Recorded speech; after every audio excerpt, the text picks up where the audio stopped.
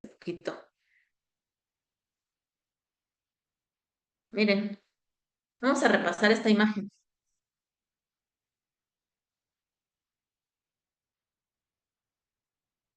Tenemos este inicio. Dice aquí, inicio de aquí, a los 7 días y aquí a los 90 días. Entonces, vamos a ver qué sucede.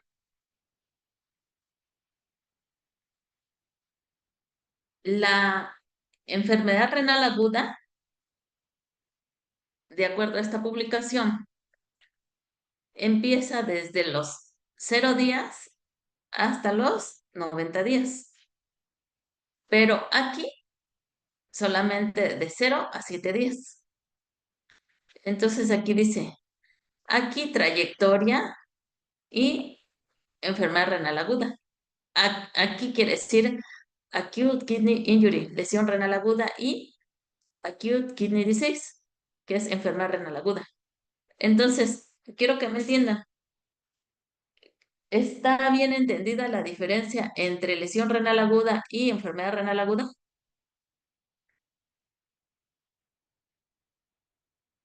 Primer punto. ¿Alguien tiene dudas? Sí, ¿Está doctora, bien ¿podría entendido? dar la diferencia, por favor? La diferencia es el tiempo de duración. ¿Sale? Enfermedad renal aguda comprende aquí, pero aquí no comprende enfermedad renal aguda, porque aquí son los primeros 7 días y enfermedad renal aguda comprende hasta los 90 días. Una aquí sí puede pasar a una enfermedad renal aguda. El problema es que la enfermedad renal aguda pasa a una enfermedad renal crónica. ¿Sí? Aquí dice, no kidney disease, no enfermedad renal. CKD, ¿qué quiere decir? Chronic Kidney Disease, enfermedad renal crónica. ¿Por qué hablamos de estos términos? Porque un paciente puede estar súper bien con una función renal normal. Sin embargo, hay un evento, ejemplo, cualquiera de nosotros, una picadura de una araña violinista. Puede hacer síndrome compartamental y puede hacer lesión renal aguda por picadura, por síndrome compartamental, que ocasionó esto, secuestro de líquidos, liberación de mioglobina, etcétera. Pero nosotros no teníamos una enfermedad renal previa, sino es como tal una lesión renal aguda. Ahora, ¿qué pasa si le pica la araña a un paciente con cirrosis hepática? En ese contexto, el paciente seguramente ya tiene una enfermedad renal crónica, porque acuérdense que todo paciente con enfermedades crónicas son predispuestos a enfermedad renal crónica y enfermedad renal aguda. Entonces, a esos términos se puede llamar crónico agudizado. Cuando ustedes lean una nota de un expediente, dice enfermedad renal crónica agudizada. ¿Qué quiere decir? Que el paciente ya tenía una enfermedad crónica renal, pero sobre esa crónica sucedió un evento de lesión renal aguda. ¿Sí entienden la diferencia?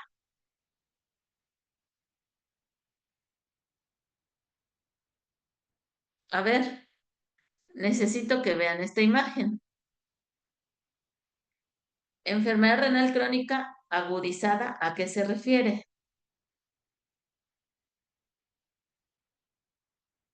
¿Alguien que quiera decir?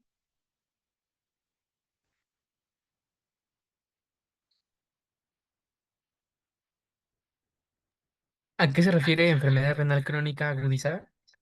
Sí, Que pues ya tenía una enfermedad crónica como que preexistente renal, y existía una lesión renal aguda, como por ejemplo la picadura de una araña sí, o enfermedades. un traumatismo, una fractura, no sé, ¿no? Entonces, el paciente, aunque ya tenga una enfermedad renal crónica, tenemos que tener mucho cuidado porque puede ser que ya no recupere. Ejemplo, hoy fueron 2 de sus compañeras del grupo I y nos tocó ver una paciente con cáncer cervicouterino metastásico. Y sobre ese contexto de la paciente, llegó a tener 15 de creatinina. Pues era para dializarla realmente. Sin embargo, como el oncólogo había dicho que estaba fuera de tratamiento médico, que no había mejoría con ningún tipo de los tratamientos que él había probado, entonces diciendo, bueno, ¿para qué la voy a dializar si nada más le voy a prolongar una agonía al paciente? Entonces, la paciente tenía uropatía obstructiva. ¿Qué quiere decir? Ya tenía una enfermedad renal crónica por uropatía obstructiva, pero a eso se agudizó porque pues tuvo diarrea, deshidratación, vómito, fue un evento agudo. Entonces nosotros decimos enfermedad renal crónica agudizada, enfermedad renal crónica secundaria a uropatía obstructiva secundaria a un carcinoma cérvico-uterino con metástasis. Agudizado por una etiología prerrenal. ¿Cuál es la etiología prerrenal? Deshidratación y vómito. ¿Sale? Si fuera quimioterapia A, secundario A o agudizado por quimioterapia, cuando son medicamentos que afectan a los riñones. Entonces, aquí lo que quiero que entiendan ustedes es los conceptos. Aquí está dentro de la enfermedad renal aguda, pero la enfermedad renal aguda no puede estar dentro de la aquí, porque la aquí es muy corto. Fíjense, porque tenemos que entender bien. Una vez que el paciente tiene aquí, pueden suceder varios caminos. Estos son los 5 caminos que pasa en un paciente que tiene un evento de falla renal aguda. Una recuperación de la función renal. Recupera, pero persiste con un daño renal. Es decir, hay una reducción de la función renal. ¿Sale? Pasa a enfermedad renal crónica o pasa a una enfermedad renal crónica terminal, es decir, va a depender de diálisis toda su vida, o fallece el paciente. Entonces tiene estos caminos, recupera, pero tiene un daño en la función renal, tiene una enfermedad crónica, una crónica terminal o se muere el paciente. ¿Sale? Esta es la trayectoria de todos estos. Aquí, miren, aquí está más claro. Ah, miren, aquí está el eje de las Yes, donde vemos estadificada la tasa de filtrado glomerular. Y aquí en el eje de las X, la evolución que va a tener el paciente. Entonces, vean esta curva en morado. Tiene un evento de aquí, baja la función renal, se recupera el filtrado y pues pareciera que no pasó nada. ¿De qué depende? De la instauración de las medidas de corrección oportunas. Ahora, tiene una caída del filtrado glomerular y empieza a recuperar, pero queda con daño. Y aquí cae, pero queda con enfermedad renal crónica, aquí se dializa y aquí fallece. ¿Sale? Bueno, fíjense todos los tipos de cambios a nivel fisiopatológico que hay. Disfunción de la microcirculación porque hay una alteración en el tono vascular, hay un rearreglo de los cortocircuitos intraglomerulares, redistribución del flujo sanguíneo, déficits focales de perfusión renal, hay inflamación, reclutamiento de leucocitos, activación de células inflamatorias, liberación de mediadores inflamatorios, sobre todo en sepsis, respuesta inmune intersticial, una vasodilatación, aumento de la permeabilidad, microtrombos, flujo turbulento, toxicidad tubular por daño tubular agudo o muerte celular, una respuesta inflamatoria, retroalimentación glomerular. Hay una compresión de las venas renales, síndrome compartamental intrarrenal. Esto es bien importante porque a veces nosotros decimos, bueno, vamos a hidratarlo, pero podemos hidratarlo de más. Y si hidratamos del más al paciente, pues se hincha. Y cuando el paciente está en anasarca, hace esto que se llama síndrome compartamental intrarrenal. Es decir, pues hay tanto edema que la misma sobrecarga de líquidos dentro del riñón lo está aplastando y está permitiendo una baja perfusión renal. Hay disfunción mitocondrial y en algunos casos obstrucción por, puede ser mioglobina, cilindros, etcétera. Fíjense aquí. Dice valorar, entonces, factores de riesgo, escalas de riesgo, índice de angina renal, biomarcadores, lo que les decía, no esperar hasta que se eleve la creatinina porque tardamos 2 días y en esos 2 días el paciente se nos puede empeorar. Mitigar los insultos, ver un sistema de soporte clínico. Cuando está la lesión renal aguda, pues tenemos que utilizar todos estos estudios de laboratorio, patología, ultrasonografía, etcétera. Manejo de líquidos, manejo de medicamentos, ajustar medicamentos. Por ejemplo, si el paciente tiene un síndrome compartamental y tiene ketorolaco y tiene falla renal aguda, pues le quito el ketorolaco y a lo mejor se lo cambio por tramadol. ¿Sale? Control de glucosa, control de electrolitos, valorar terapia de reemplazo renal oportuno. Biomarcadores, si por ejemplo nosotros vemos que no mejora, no mejora, no mejora, ya pasó un mes y no mejora, es probablemente que no va a mejorar el paciente. Y muchos de ellos quedan en terapias dialíticas. Fíjense qué pasa. El paciente que tuvo un insulto por aquí, dice complicaciones a corto plazo y a largo plazo. A corto plazo, pues infecciones en el paciente, falla hepática, falla pulmonar, necesidad de dializarse, falla cardíaca sobre todo. Pero a largo plazo siguen las complicaciones cuando no hubo una buena recuperación. Si no hubo una buena recuperación, el paciente puede necesitar hemodiálisis y esta hemodiálisis puede ser transitoria, puede necesitar diálisis peritoneal y puede ser transitoria. Y por eso, a pesar de que esté en diálisis, nosotros tenemos que seguir viendo qué le falta al paciente. Está anémico, hay que transfundirlo. Está infectado, hay que tratarlo. Está deshidratado, seguimos hidratando, aunque esté en terapia dialítica. ¿Por qué? Porque necesitamos corregir todas las agresiones para que haya una buena recuperación de la función renal. ¿Sale? A largo plazo, pues infecciones también, fracturas, deterioro en la calidad de vida, etcétera, etcétera. Ahora, mira, voy a cerrar esta pantalla y voy a abrir la otra presentación que tenía ayer. Pero esta gráfica es la que quiero que entiendan para que puedan conocer mejor el transcurso de la enfermedad. Voy a entrar con la otra computadora y ya les digo. ¿Tienen alguna duda hasta acá?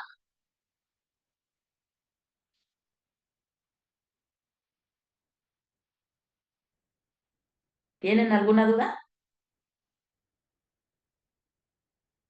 Entonces, tienen que saber los caminos que va a seguir una enfermedad renal aguda. Puede haber recuperación, puede haber recuperación parcial, puede pasar a enfermedad renal crónica, puede quedar en terapia dialítica, puede fallecer. ¿Sale? Fíjense que yo conozco a una nutrióloga que su nieto fue prematuro. Como fue prematuro, en ese momento, pues, las nefronas empiezan a madurar a las 34 semanas. Y cuando son prematuros, pues no hay tiempo para maduración de las nefronas, entonces el bebé va a estar con menor número de nefronas, entonces tienen mayor factor de riesgo para desarrollar lesión renal aguda. Entonces el bebé tuvo lesión renal aguda y quedó con daño crónico.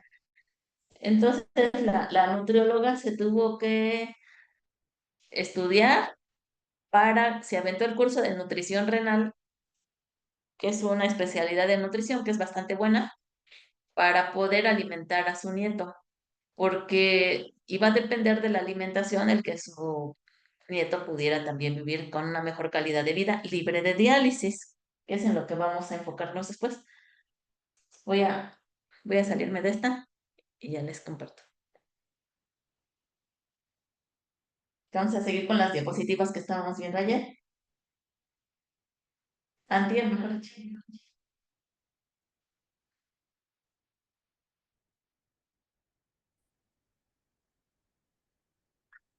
Eh,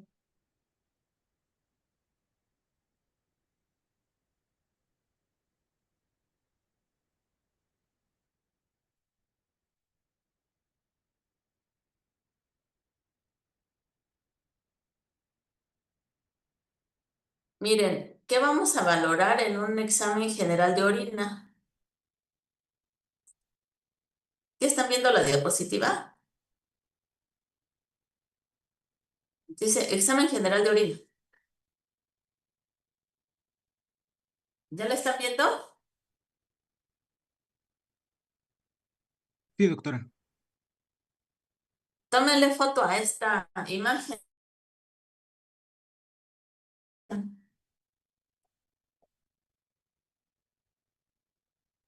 ¿Qué vamos a valorar en el examen general de orina? Por eso les digo, es un estudio tan económico y que nos da una información súper importante en el paciente con lesión renal aguda o con alguna enfermedad. En muchas ocasiones, cuando vemos el examen general de orina, pues es un hallazgo lo que estamos viendo y resulta que el paciente no tenía conocimiento de que estaba con enfermedad renal, porque a veces el paciente está asintomático, pero si ya tiene, por ejemplo, eritrocitos y son dismórficos, pues tenemos que pensar en una glomerulonefritis, glomerulonefritis primarias o secundarias, ¿no? Secundarias cuando no solamente hay una afección renal propiamente dicha. Nefritis inmunoalérgica, leucocitos, pues una pielonefritis puede ser, o una nefritis intersticial aguda también, que son las nefritis inmunoalérgica. Les decía, una sola dosis de diclofenaco es suficiente para causar falla renal aguda y que el paciente se tenga que dializar, porque es una respuesta idiosincrática, no depende de la dosis. Hay algunos microorganismos donde tenemos el examen general de orina como una herramienta, por ejemplo, cuando reportan células de decoy, pensamos en poliomavirus, entonces hay pistas que nos pueden dar cuando hay presencia de microorganismos. Lo que quiero que vean es esto. A ver, hematíes dismórficos, vamos a pensar siempre en glomerulonefritis. Leucocitos, podemos pensar pilonefritis o nefritis intersticial. Si hay cilindros y alinos, el paciente tiene una lesión renal aguda. Si tiene pigmentados, necrosis tubular aguda. Si tiene cilindros hemáticos, pues una glomerulonefritis y puede ser también una vasculitis o una nefritis inmunolérgica.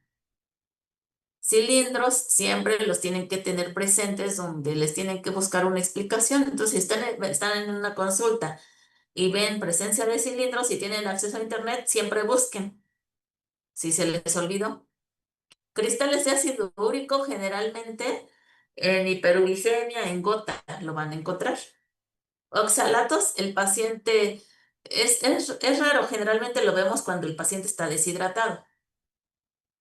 Fármacos, pues algunos pueden ser cristales por medicamentos, aciclovir, ganciclovir en muchos pacientes, sobre todo en pacientes que están con antirretrovirales, podremos encontrar cristales por fármacos. Pigmentos, mioglobina, pensar siempre en rhabdomiólisis. En muchas ocasiones, el paciente toma, cualquier paciente que sea diabético, obviamente que tiene, no solamente va sola la diabetes, sin obesidad. Entonces, todo el mundo está tomando o su besafibrato o su atorvastatina, simvastatina, etcétera. Pero el paciente, en lugar de que reduzcan la ingesta de carbohidratos, a veces no le carbohidrato 200 miligramos cada 8 horas. Pero ¿qué pasa si es un paciente con una enfermedad crónica? Ejemplo, que tenga insuficiencia hepática, pues todo el paciente con falla cardíaca seguramente también tiene algo de grado de falla renal o de falla hepática. Entonces, estos pacientes con enfermedades crónicas, tenganlo presente, son muy susceptibles a rabdomiólisis. Puede ser que no hicieron ejercicio, pero con que se echen sus 2 tabletas de besafibrato, tengan en cuenta que si el paciente les llega a decir, es que me siento mal, estoy orinando oscuro y ustedes no interrogan si toma algún fibrato, pues se les va a ir el diagnóstico. En una ocasión ya me llegó un paciente que estaba con hipertrigliceridemia y entonces su médico le aumentó la dosis de besafibrato, pero pues pensaron que no pasaba nada en un paciente que se estaba dializando. Y el señor nada más movió, pero con el besafibrato cayó en urgencias y estuvo inmovilizado como 2 días porque la CPK y la mioglobina se elevaron muy alto. La CPK andaba como en 200,000. Si el paciente hizo ejercicio intenso, o hay veces que no está tan intenso el ejercicio, pero por el hecho de que muchas veces lo hacemos de repente, pues también puede ocasionar rabdomiólisis. Por eso tengo varios compañeros que decían, pero a manera de sarcasmo, el ejercicio también es peligroso. ¿Por qué es peligroso? Pues porque si se lleva la rabdomiólisis, pues es algo que no es bueno. En quien hace rabdomiólisis, el paciente que tiene ejercicio donde no estaba acostumbrado a hacerlo antes, o que lo hace de repente, o que se excedió en el ejercicio. ¿Cómo podríamos valorar de cuál fue la causa? Obviamente, la uropatía obstructiva solamente por imagen la vamos a diagnosticar, pero en muchas ocasiones no sabemos si la falla renal es renal o renal. A veces son mixtas. Si tenemos alguna duda, pues nos puede orientar la concentración de sodio en la orina. Sin embargo, es poco funcional porque en muchas ocasiones cuando yo voy a valorar pacientes al servicio de urgencias, si tienen falla renal, muchas veces ya tienen diuréticos y el diurético pues altera las concentraciones de sodio urinario. Pero aquí es por pura lógica, el sodio en orina. Puede ser una muestra aleatoria nada más de orina. Dice, si es prerrenal, va a ser en menos de 12 miliequivalentes litro. Y si es renal o parenquimatosa, más de 20 miliequivalentes litro. Esto tiene una lógica. A ver, si el paciente tiene un episodio de deshidratación, ¿qué va a hacer el riñón? ¿O qué va a hacer el túbulo proximal?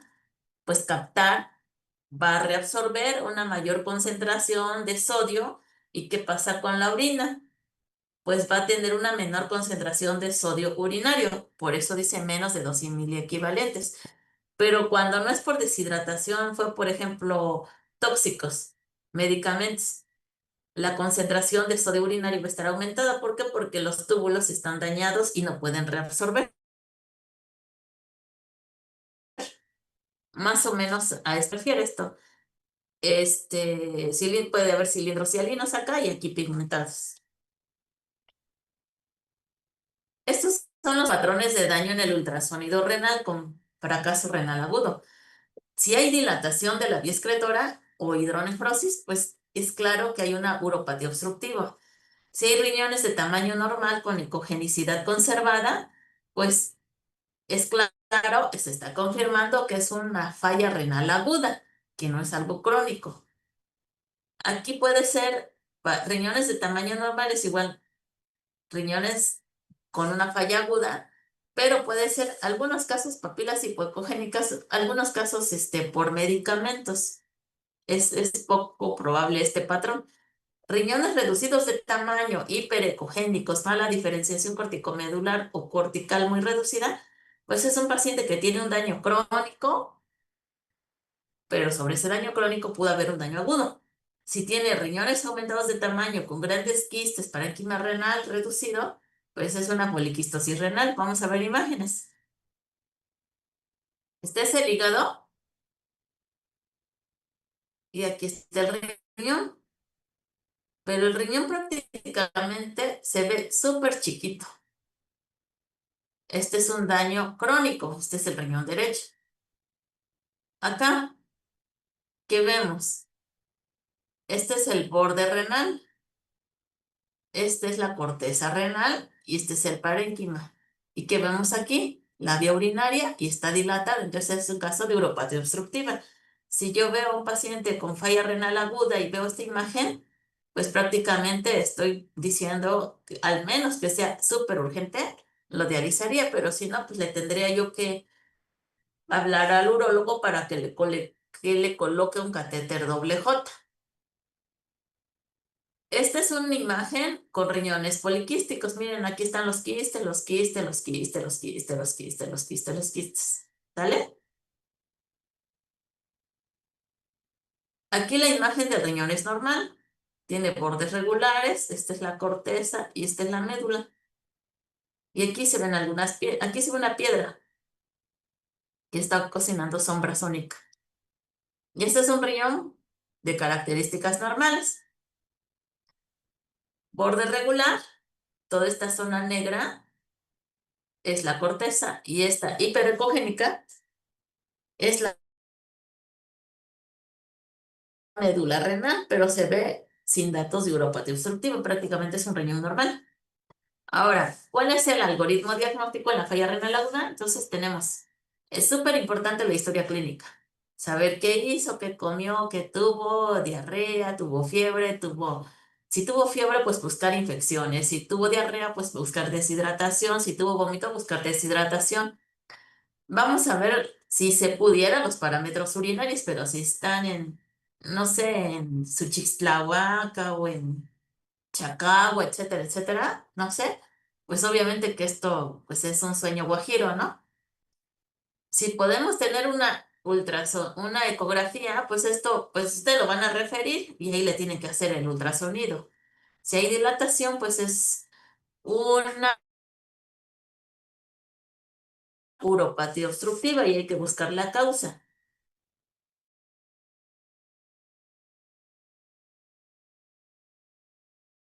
Sonido, enfermedad poliquística renal. ¿Cuál sería la cuestión? Si los riñones son normales. Entonces, si los riñones son normales, tenemos estas tres opciones. Que el daño sea por una etiología vascular, que el daño sea por una etiología glomerular o que el daño sea por una etiología tubulointersticial. Si es por vascular, podríamos pensar en una estenosis de la arteria renal, en un vaso grande. Si es un vaso pequeño, pues unas vasculitis de pequeños vasos y vamos a hacer biopsia renal. Una glomerular, pues estamos pensando en una glomerulonefritis y sobre todo rápidamente progresiva. Estamos viendo riñón pulmón, estamos viendo que sea un lupus, estamos viendo que sea que será una nefropatía por IgA, de las pocas que son comunes.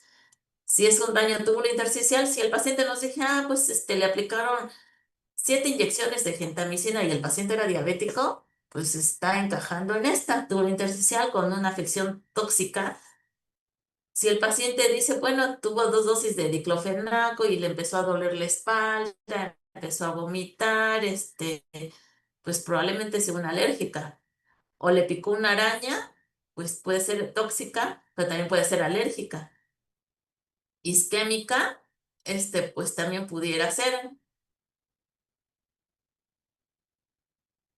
¿En qué momento iniciamos terapia dialítica? Cuando el paciente está en oliguria o anuria, menor de 200 mililitros. Aquí es día, ¿eh? Mililitros al día. Aquí me equivoqué. 200 mililitros al día. Acidosis metabólica, hiperazoemia, hipercalemia, hipercalemia con datos de calocitosis. Hoy vimos a una paciente que tenía 8 de potasio, no tenía datos de calocitosis porque todavía hablaba, la presión estaba bien, el ritmo cardíaco parecía normal, pero pues no era candidata. Hiponatremia es algo relativo. Hipertermia en la cerca y cuando el paciente está con falla renal aguda, pero con disfunción pulmonar, neurológica, es mejor dializar. Fíjense, esta es una indicación estricta para dializarlo en agudo. ¿Qué tiene? Edema agudo pulmonar por falla cardíaca, pues probablemente también tiene derrame pleural. El paciente está con falta de aire, probablemente este, tiene varios días sin orinar para que haya llegado así o se pasó uno de la carga de líquidos intravenosos. Esto es lo interesante. Este es un ritmo con una onda P, el complejo QRS y la onda T. Cuando hay hipercalemia, la secuencia es así. Tenemos el ritmo con su onda P normal, el complejo QRS, pero los primeros cambios electrocardiográficos son una onda T picuda y simétrica. Si se dan cuenta, esta es la onda T, pero aquí empieza a estar picuda y sigue estando simétrica. Entonces, cuando vemos estas ondas T picudas por el monitor, pues como que ya nos vamos estresando. Cuando estamos viendo esto, que ya se ensanchó el QRS, pues ya estamos pensando que se nos va a morir en cualquier momento si no le hacemos algo. Y aquí probablemente el paciente, pues esté en lo último, si no lo estamos dializando. Les voy a mandar luego unos electrocardiogramas que tengo por ahí guardados de pacientes que tienen hipercalemias de las graves, pero de las graves graves. He visto una paciente que llegó con potasio de 10, pero sí la logramos atender. Pero así como llegó, nada más le tomaron su electro, vi que no tenía ¿cómo se llama?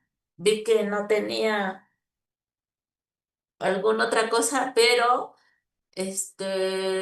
me dijo que estaba tomando espironolactona 100 miligramos. Cuando me dijo, me dijeron los familiares que tomaba espironolactona 100 miligramos y vi el electro, la pasé a hemodiálisis.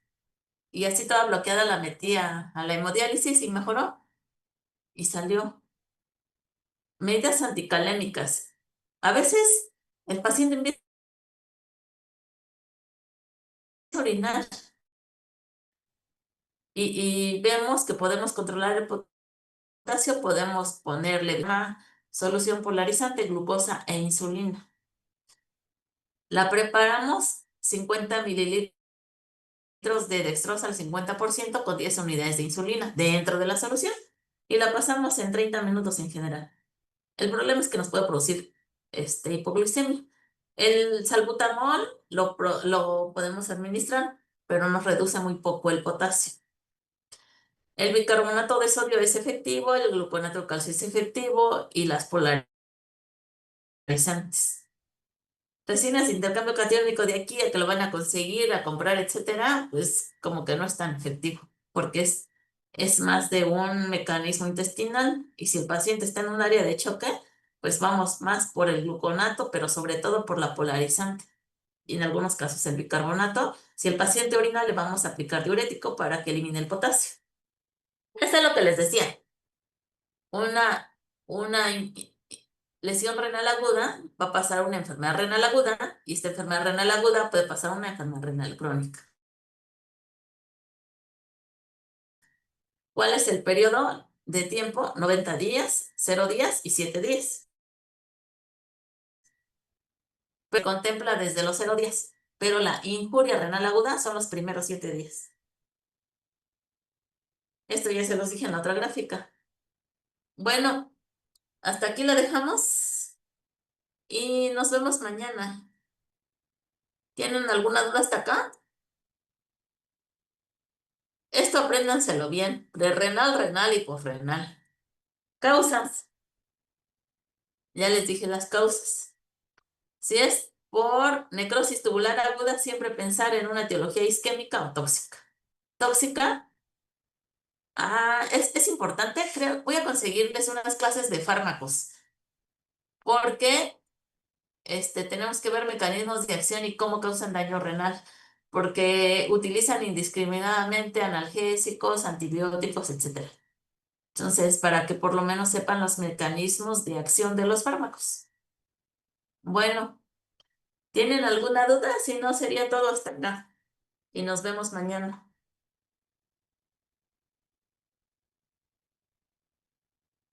Todo bien.